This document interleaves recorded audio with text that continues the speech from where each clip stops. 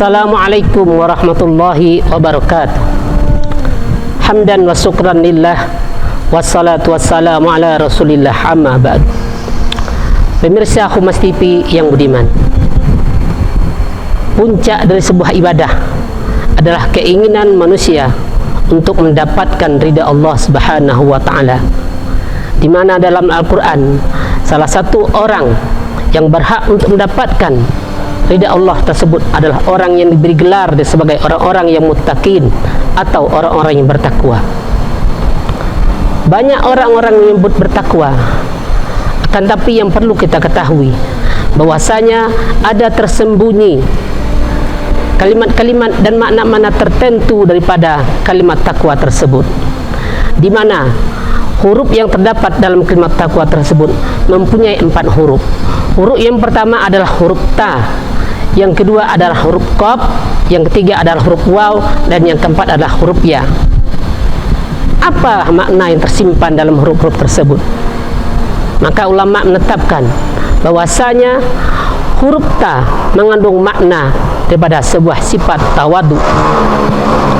Tawadu adalah salah satu bentuk rendah dirinya manusia, perasaan rendah hati, tidak sombong, tidak menganggap dirinya paling hebat, tidak menganggap dirinya paling mampu dan paling luar biasa dari orang-orang lain.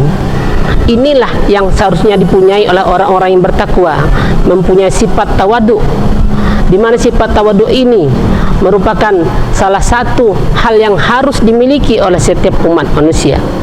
Karena apabila kebalikan pada sifat tawadu adalah sebuah sifat kibir atau sifat sombong, yang ini adalah sebuah sifat yang diwariskan oleh iblis laknatullah, sehingga kalau orang tersebut mempunyai sifat sombong, maka mustahil baginya untuk bisa mendapatkan predikat takwa. Karena sombong tersebut adalah sifat Allah, maka manusia dilarang untuk sombong. Maka marilah kita tawadu, merendahkan diri di hadapan manusia, apalagi di hadapan Allah Subhanahu wa taala. Pemirsa Humas TV yang budiman, huruf yang kedua adalah huruf qaf. Makna yang tersembunyi di balik huruf qaf ini adalah qanaah. Qanaah ini adalah sebuah sifat di mana seorang manusia merasa ridho, merasa ikhlas dan rela terhadap apa yang telah diberikan oleh Allah kepada dirinya. Maka ada sebagian kita lihat orang-orang yang di tengah kehidupan kita ini, orang-orang yang tidak pernah merasa puas hidupnya. Sebenarnya mereka itu apabila dia memakai sifat qanaah, maka sebenarnya apapun pemberian Allah yang diberikan padanya sebenarnya telah mencukupi, telah cukup baginya.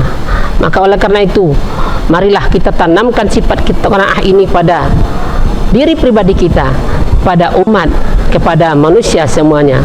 Karena sifat qanaah ini menghindarkan kita daripada sifat tamak, sifat loba, di mana sifat-sifat ini sangat berbahaya. Bagaimana yang telah diriwayatkan dalam kisah Qarun mempunyai sifat tamak, tak henti-hentinya mencari harta dan mencari harta, sehingga sifat tamak tersebut kemudian melalaikan dia untuk menunaikan ibadah kepada Allah, yakni mengeluarkan sebagian pada hartanya tersebut. Maka oleh karena itu, kita sebagai manusia, marilah kita tanamkan pada diri kita sifat qanaah, merasa ridho dan merasa ikhlas dengan pemberian yang telah diberikan oleh Allah Subhanahu wa taala. Pemirsa Humas TV yang budiman, kemudian setelah huruf qaf terdapat huruf waw. Huruf waw ini adalah melambangkan sifat wara. Wara adalah seseorang yang mampu mengendalikan dirinya dari perbuatan-perbuatan maksiat, apakah itu perbuatan dosa besar maupun perbuatan dosa-dosa kecil. Yang inilah yang perlu kita lihat di tengah masyarakat sekarang ini. Begitu banyak orang-orang yang tidak mempunyai rasa wara ini. Mereka seolah-olah merasa dirinya tidak akan diapa-apakan oleh Allah Subhanahu wa taala. Maka sebenarnya orang-orang yang tidak mempunyai sifat wara tersebut, maka dia akan berkelakuan sekehendak hatinya. Dia merasa lelah, apapun yang dia lakukan tidak akan dihisap oleh Allah. Sebenarnya sifat wara ini untuk saat sekarang ini begitu sulit untuk kita temukan di tengah-tengah masyarakat kita. Pemirsa Humas TV yang budiman, kemudian huruf yang terakhir dalam kata-kata takwa adalah huruf ya.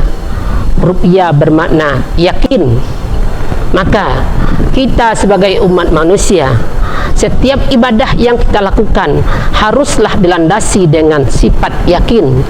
Kita solat harus yakin bahwasanya salat kita betul-betul diterima oleh Allah Subhanahu wa taala.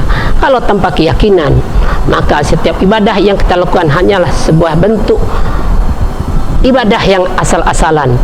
Akan tapi dengan adanya keyakinan, maka itu akan tertancaplah sebuah keimanan yang kokoh bagi kita, sehingga kita akan mencapai derajat-derajat yang disebutkan dalam ayat Al-Quran tersebut sebagai orang-orang yang muttaqin. Inilah 4 ciri-ciri atau 4 makna yang tersembunyi di balik huruf-huruf takwa tersebut, yakni sebagai kesimpulan kita ambil bahwasanya huruf ta adalah melambangkan sifat tawadu, kemudian huruf qaf melambangkan sifat qanaah, sedangkan huruf waw adalah melambangkan sifat wara, dan puncak terakhir adalah sebuah keyakinan kita untuk beribadah kepada Allah. Kita harus yakin dan percaya bahwasanya apapun yang kita lakukan, sekecil apapun yang kita lakukan, akan mendapatkan balasan dari Allah. Faman ya'mal misqala dzarratin khairan yarah wa man ya'mal misqala dzarratin syarran yarah. Apapun yang kita lakukan, walaupun sebesar biji sawi pun, baik itu buruk ataupun baik, semuanya akan kita lihat dan akan kita dapatkan balasan daripada Allah pada hari kiamat nanti. Demikianlah tausiah singkat pada hari ini. Mudah-mudahan memberi manfaat bagi kita semuanya. Hadanallahu iyyakum ajma'in. Billahi taufiq wal hidayah. Wassalamualaikum warahmatullahi wabarakatuh.